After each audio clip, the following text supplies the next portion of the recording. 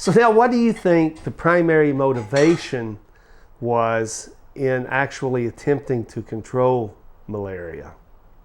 Take a moment, think about it, even jot it down. Why do we want to control any of these major diseases?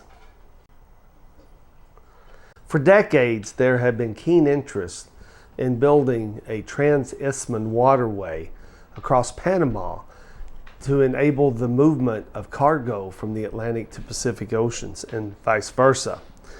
And this had actually been attempted by a very large company by the French. Between 1881 and 1903, attempted construction of such a canal.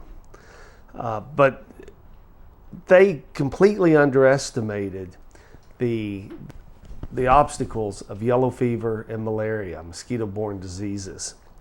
When the canal company arrived there, one of the local residents prophetically told them, if you try to do this job, there will not be enough timber on this isthmus to make crosses to put on the graves of the workers that you lose.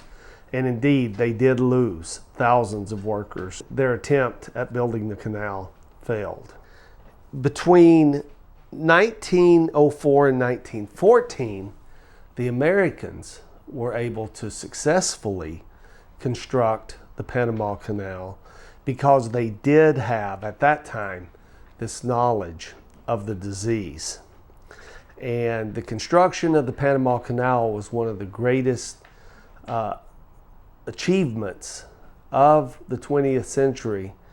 And it was accomplished thanks in no small part to one individual, William Crawford Gorgas. The U.S. Surgeon General appointed Gorgas head of the sanitary department of the Canal Zone. And Gorgas launched a massive campaign against malaria and yellow fever that once again was phenomenally successful. This campaign utilized a multi-pronged strategy. Probably the primary means of control was for mosquitoes was the use of larvicides.